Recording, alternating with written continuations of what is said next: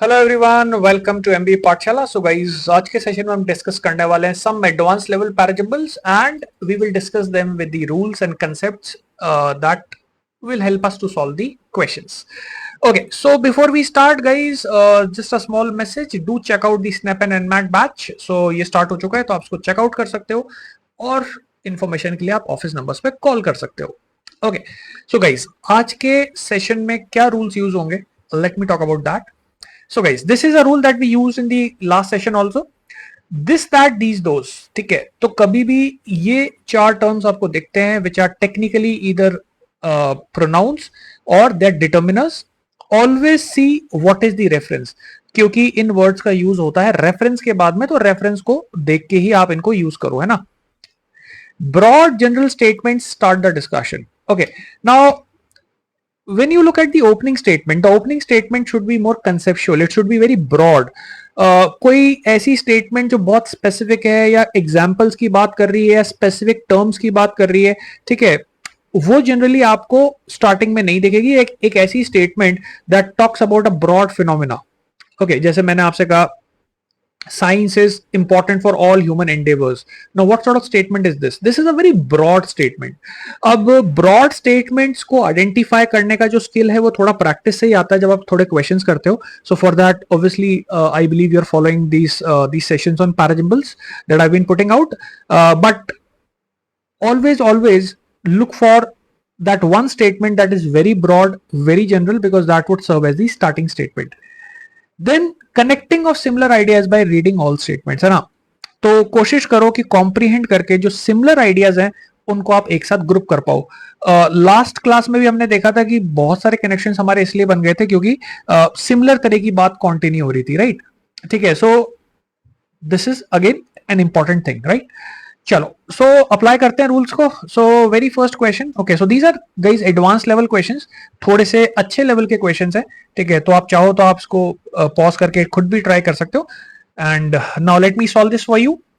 Okay, so look at this. Much of the democracy literature of 1990s were concerned with the consolidation of democratic regime. So ये हो तो सकता है starting, हालांकि इससे ज्यादा जनरल ऑप्शन कोई है तो उसको देखते हैं. ठीक है, so this could be a starting. This stream of theory, ये तो स्टार्टिंग हो नहीं सकता, इसमें दिस आ रहा है. ठीक है, थर्ड पे आओ. As democracy spread over the past 3 decades to a majority of world's states, analytic attention has turned increasingly from explaining regime transitions to evaluating and explaining the character of democratic regimes. तो भाई ये लग रहा है starting option, क्योंकि ऐसा लग रहा है कि डेमोक्रेसी के कंसेप्ट को आपने फर्स्ट टाइम यहाँ पे एक्सप्लेन किया. और बेसिकली आप ये बताना चाह रहे हो कि पिछले 3 डेकेड्स में majority of the world's countries जो है वहां पे डेमोक्रेटिक रिजीम्स देखी गई हैं. ठीक है, और डेमोक्रेसी के कंटेक्स्ट में guys this is looking like a very good starting option. Okay, एक बार मैं वापस रीड करता हूं. As democracy spread over the past 3 decades to majority of the world states. Okay, देखो फील क्या आ रहा है, क्योंकि डेमोक्रेसी पिछले 3 डेकेड्स में मैक्सिमम जगहों पे पहुंच चुकी है, वर्ल्ड के मैक्सिमम स्टेट्स पे पहुंच चुकी है. अब जो अटेंशन है, it has turned from explaining regime transitions to evaluating and explaining the character of democratic regimes. तो जो हम डिस्कशंस करते हैं, हम जो लिटरेचर लिखते हैं, वो डेमोक्रेटिक रिजीम्स के करेक्टर के बारे में ज्यादा है rather than regime transitions. Okay, so yes, this is looking like a very good starting statement. broad statement है. आपने ओपन अप किया ये बोल के कि भाई कंटेक्स्ट क्या है. कंटेक्स्ट ये है कि पिछले 3 डेकेड्स में मैक्सिमम जगहों पे डेमोक्रेसी पहुंच चुकी है. तो आजकल जिस तरह की किताबें आएंगी, जिस तरह के डिस्कशंस होंगे, जिस तरह के एनालिसिस होंगे, that would be more about the character of democratic regimes, right. अब डेमोक्रेटिक रिजीम्स के कैरेक्टर के बारे में अब अगर मैं आगे डिस्कशन कंटिन्यू करूंगा तो कैरेक्टर भाई दो तरह से मैं देखूंगा कि पहले डेमोक्रेसी लिटरेचर में क्या आता था और अभी रिसेंट मतलब अभी के टाइम में डेमोक्रेसी के कंटेक्स्ट में क्या बातचीत होती है. ठीक है, so in order to do that let's look at first option and fifth option, right. So first option says much of the democracy literature of 1990s was concerned with the consolidation, okay, with the consolidation of democratic regimes. So देखो 1990s के अंदर यानी कि democracy कुछ countries में start ही हुई होगी. अब कोई चीज जब स्टार्ट ही होती है तो पहले आप क्या करते हो, उसको कंसोलिडेट करते हो ताकि उसकी स्टेबिलिटी आए, है ना। जैसे मैं आपको एक एग्जांपल दे रहा हूँ, जैसे इंडिया है, तो इंडिया जब फ्री हुआ होगा तो स्टार्टिंग के अंदर तो जो एम्फेसिस होगा वो किस चीज पे ज्यादा होगा, कंसोलिडेशन पे, कि भाई India as a country stable रहे। Consolidate is like basically to stabilize, to connect, okay, so that the system does not fall apart, right. तो अब सोच के देखना, 1990s में जो किताबें लिखी जाती होंगी या जो लिटरेचर होगी वो कंसोलिडेशन के ऊपर ज्यादा फोकस करती थी, और अब आजकल की जो लिटरेचर है वो किस चीज के ऊपर ज्यादा फोकस कर रही है, क्वालिटी ऑफ डेमोक्रेसी पे, क्योंकि कंसोलिडेशन तो अब हो चुका, अब डेमोक्रेसी स्टेबलाइज हो गई। तो अब ये देखा जा रहा है कि क्वालिटी ऑफ डेमोक्रेसी क्या है। क्वालिटी ऑफ डेमोक्रेसी से मतलब कि ऐसा तो नहीं कि स्यूडो डेमोक्रेसी चल रही है, डेमोक्रेसी के नाम पे डिक्टेटरशिप चल रही है। Okay, so quality of democracy, how free you are, the voting is done in a proper manner और नॉट। ओके, सो वो जो सारे एस्पेक्ट्स हैं, that is quality of democracy. So guys look at this, third option starting हो गया, 1 और 5 का यहाँ पे एक लिंक है, ठीक है, इन रिसेंट ईयर्स। और देखो यहां पे से आपने बोला कि 1990s के अंदर तो लिटरेचर कंसोलिडेशन की बात ज्यादा करती थी, लेकिन आजकल के टाइम में जो डिस्कशंस हैं, जो लिटरेचर है, ठीक है, that has focused on quality of democracy, right? In recent years, social scientists as well as democracy practitioners aid agency have sought to develop means of framing and assessing the quality of democracy. Okay, so pehle it was more about consolidation, but now it is more about trying to understand the quality of democracy, right? Okay, अब quality of democracy की ये जो theme है, ये एक नई theme है, ठीक है, एक कह सकते हो आप कि एक डिस्कशन का या एनालिसिस का एक नया एंगल है ना, जो रिसेंटली आया होगा, है ना, क्योंकि यहां पे लिखा है ना in recent years. Okay, social scientist, democracy practitioners, aid agencies, now they are trying to frame and assess the quality of democracy. Now when you talk about this recent thing, trying to understand quality of democracy, now you can say this stream of theory, okay, तो अभी हम concept में क्या पढ़ के आए थे, this that these दोस्त को चाहिए होता है रेफरेंस। तो क्या लगता है आपको कि जो दिस स्ट्रीम ऑफ थ्योरी है, कौन सी स्ट्रीम ऑफ थ्योरी है? ये वही स्ट्रीम ऑफ थ्योरी है जो रिसेंट ईयर्स में आई है, जहां पे हम क्वालिटी ऑफ डेमोक्रेसी के ऊपर फोकस करते हैं। क्योंकि पुरानी वाली जो स्ट्रीम थी वो कौन सी थी, वो कंसोलिडेशन ऑफ डेमोक्रेटिक रिजीम्स पे फोकस करती थी, और अब जो नई वाली स्ट्रीम आई है वो कौन सी है, क्वालिटी ऑफ डेमोक्रेसी वाली। तो आप मुझे बताओ कि ये जो दिस यहाँ पे लिखा हुआ है किसको रेफर कर रहा है? Obviously it is referring to fifth option, where you talk about quality of democracy वाला theme. Okay, so this stream of theory, methodological innovation and empirical research has 3 broad motives. अब ये 3 broad motives हैं, जब आपने बोल ही दिया कि इसके 3 motives हैं, तो उन 3 motives को आप एक एक करके बताओगे, first motive, second motive and third motive. तो now I think all of you would agree कि भाई सेकंड और फोर्थ ऑप्शन में लिंक है, क्योंकि it says first the deepening democracy is a moral good. So first क्या है, first क्या है, फर्स्ट मोटिव है।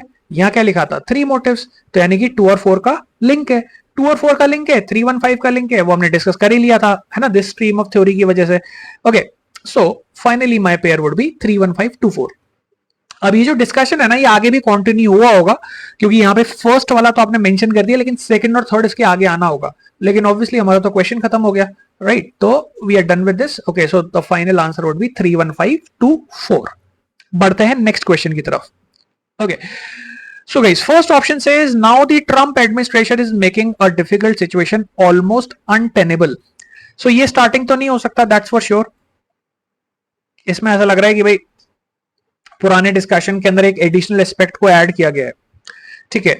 वन इमिग्रेशन जज हैज कंपेयर्ड हर जॉब, ये स्टार्टिंग नहीं लग रहा। It is no surprise then, it is no surprise then, यानी कि कोई सिचुएशन है जिसके ऊपर आप एक कमेंट कर रहे हो कि भाई ऐसी स्थिति में तो ये कोई सरप्राइज ही नहीं है, तो ये भी स्टार्टिंग नहीं हो सकता। The stakes are high while support and procedural protections for non citizens facing deportation are negligible. The stakes are high, यानी कि कोई ऐसा कंटेक्स्ट है जो पहले मेंशन हो चुका है जिसमें स्टेक्स बहुत हाई है, लेकिन कंटेक्स्ट तो बताओ। Okay, let's C fifth option, America's immigration judges have long been overburdened and under-resourced. Yes, this is the starting because this is a very general statement. No reference required. इस statement को भाई किसी तरह के reference की जरूरत नहीं है, तो आप इसको स्टार्टिंग के अंदर यूज कर सकते हो. अमेरिकन इमिग्रेशन जजेस have long been overburden and under resourced. America के जो इमिग्रेशन जजेस हैं वो काफी समय से ओवरबर्डन है और अंडर रिसोर्स्ड है. इंडिया में भी यही हाल है. ठीक है भाई, अगर आप देखोगे तो कोर्ट केसेस पाइल अप होते रहते हैं क्योंकि नंबर ऑफ जजेस कम है और उन्हीं जजेस के ऊपर काफी ज्यादा बर्डन है और उनके पास उतने रिसोर्सेज नहीं है. भाई केस को सॉल्व करने के लिए भी तो यू नीड रिसोर्सेज ना. Okay, but you don't have resources है, right? So the good thing about fifth option as starting is that it's a general statement. It's the first mention of the problem or the situation, and also America's immigration judges, the term itself is a noun form, so we don't need any reference. So America के immigration judges overburdened है, under resourced है, right? अब मैं इस situation को और ज्यादा explain करना चाहूंगा कि भाई क्या दिक्कत हो रखी है, क्या प्रॉब्लम है. Look at this. One immigration judge has compared a job to doing death penalty cases in a traffic court setting. Okay, तो दैट मीन्स कि बहुत सीरियस काम को ट्रैफिक कोर्ट सेटिंग का मतलब ये हुआ कि भाई ऐसा बिल्कुल भीड़ भाड़ वाला माहौल, एज एफ कि भाई like it's a very serious case, death penalty का केस है, लेकिन सेटिंग कैसी है, नॉन सीरियस. जैसे कि ट्रैफिक कोर्ट वाली सेटिंग है ना, जैसे कि कोई जैसे मतलब I think you already realise कि भाई इस तरह का सिचुएशन जहां पे बहुत ज्यादा धक्का मुक्की या जो बहुत ज्यादा भीड़ भाड़ या जल्दीबाजी, राइट? तो इतने सीरियस केस को इतने नॉन सीरियस एटमॉस्फेयर में इनको हैंडल करना पड़ता है. Okay, one immigration judge has compared a job to doing death penalty cases in a traffic court setting, so that means there's a lot of pressure, there's a lot of stress. Okay, और second option obviously यहाँ पे continuation हमें लग रहा है. ठीक है, एक काफी अच्छा कॉन्टिन्यूएशन लग रहा है. ठीक है, और क्या है यहाँ पे हमारे पास, the stakes are high while support and procedural protection for non citizen facing deportation are negligible, right? Okay, अब यहाँ पे थर्ड ऑप्शन में एक बहुत अच्छा हिंट है. It's no surprise then immigration judges suffer great stress and burnout than prison wardens or doctors in busy hospitals. अब इसमें हिंट क्या है, देखो. It's no surprise then immigration judges suffer great stress. यानी कि थर्ड ऑप्शन से पहले आपने स्ट्रेस की बात कर ली होगी. क्यों? क्योंकि थर्ड ऑप्शन आप तब बोलोगे कि यार देखो इतना सारी चीजें हो रही हैं, तो ये कोई सरप्राइज नहीं है कि इनको इतना स्ट्रेस हो जाता है. दैट मीन्स कि थर्ड ऑप्शन जो है वो 100% 2 और 4 के तो बाद में ही आ रहा है. ठीक है, फिफ्थ ऑप्शन स्टार्टिंग था ही. अगर थर्ड ऑप्शन में मैं कह रहा हूं it's not a surprise then, which means कि जितना भी स्ट्रेस का मेंशन है वो पहले हो चुका है. तो स्ट्रेस का एक मेंशन था तो सेकंड ऑप्शन में, स्ट्रेस का दूसरा मेंशन है फोर्थ ऑप्शन में. The stakes are high, support and procedural protection for non citizen facing deportation are negligible. तो सेकंड ऑप्शन और फोर्थ ऑप्शन दोनों स्ट्रेस के रीजन बता रहे हैं कि भाई एक तो डेथ पेनल्टी के केसेस को ऐसी सेटिंग में आपको सॉल्व करना पड़ता है. दूसरा कि जो नॉन सिटीजन्स होते हैं उनके लिए सपोर्ट और प्रोटेक्शन नेग्लिजिबल होता है. सपोर्ट और प्रोटेक्शन नेग्लिजिबल होता है, कोर्ट केसेस की सेटिंग इतनी खराब है, तो फिर ये कोई सरप्राइज वाली बात नहीं है कि इमिग्रेशन जजेस को इतना ज्यादा स्ट्रेस और बर्नआउट हो जाता है. ठीक है, अब ये जो थर्ड ऑप्शन है ना, ठीक है, इसमें थर्ड ऑप्शन के साथ जो सबसे अच्छी चीज है which is linking it to 2 and 4, that is कि when you say it's no surprise then, तो देन का मतलब कि इसके पहले आपने सिचुएशन को बता दिया कि स्ट्रेस किसकी वजह से हो रहा है. So 2 and 4 is talking about that stress. Third option is talking about the consequence of stress, saying that it's no surprise then immigration जजेस suffer such great stress and burnout, right? अब आते हैं देखो फर्स्ट ऑप्शन पे. First option आएगा एंडिंग में. Why? Do you know why? Because यहां पे एक वर्ड आ रहा है नाउ. नाउ का मतलब this is the latest addition. अब इसको देखो ऐसे सोचना, when I look at 5243, 5243 is discussing in general what usually happens in context of immigration judges and why they are under stress. 25 5243 तो है ना आपके नॉर्मल कोर्ट सेटिंग की बात कर रहा है, स्ट्रेस की बात कर रहा है, इमिग्रेशन जजेस के अभी जो सिचुएशन जो उनको डील करनी पड़ती है उसकी बात कर रहा है, उसमें कुछ भी एडिशनल एंगल नहीं है। जब आपने इस पूरे डिस्कशन को खत्म कर दिया 5243, जिसमें आपने अभी तक के सिचुएशन की बात कर ली, स्ट्रेस की बात कर ली, इमिग्रेशन जजेस के वर्किंग एटमॉस्फेयर की बात कर ली, खत्म हो गया। Now you will add one extra bit of information, that is the latest addition. अब क्योंकि ये जो लेटेस्ट एडिशन है ये ओरिजिनल डिस्कशन के अंदर एड ऑन हो रहा है, तो I will add it on in the ending. Okay, so when you mention first option, it says now the Trump administration is making a difficult situation almost untenable. तो अब तो बिल्कुल unmanageable हो जाएगी। तो जब आपने ये बोला is making a difficult situation almost untenable, it means कि ये सिचुएशन जो पहले से ही डिफिकल्ट थी, कौन सी वाली, जो आप 5243 में बता चुके हो, in general the situation is very bad. Okay, these judges are under a lot of pressure. So वो डिस्कशन जब खत्म हुआ तभी तो मैं उसमें एक एडिशनल एंगल ऐड करूंगा। मैं बोलूंगा कि भाई ये तो अभी तक की बात हुई, और अब देखो कि अब जो ट्रम्प एडमिनिस्ट्रेशन के आने के बाद ये लोग जो रूल्स वगैरह जो लेके आए होंगे, whatever it is we don't know, उसकी वजह से जो पहले से डिफिकल्ट सिचुएशन थी अब तो और बिगड़ने वाली है। ठीक है, so first option will go in the ending. Okay, अगर आपको अभी भी कनेक्ट नहीं हो रहा तो नाउ का ना, देखो मैं आपको है ना थोड़ा सा एक कंसेप्ट बताता हूं। नाउ क्या करता है कि ओरिजिनल डिस्कशन में एक एडिशनल एंगल ऐड करता है। अब क्योंकि वो एडिशनल एंगल है तो वो ओरिजिनल डिस्कशन में खत्म होने के बाद में आएगा। ठीक है, फॉर एग्जाम्पल मैंने आपसे कहा कि भाई लेट अस से India is facing a lot of economic problems. Indians have a lot of economic disparity. Indians don't have a lot of purchasing power. Now a new problem has started and that is inflation. तो अब देखो, जब मैंने बोला now a new problem has started and that is inflation, तो आपको एकदम से क्लिक हुआ ना कि हाँ यार, अगर ये नई प्रॉब्लम है तो इसका मतलब ये पुरानी प्रॉब्लम के साथ एड ऑन होगी लास्ट में लग के।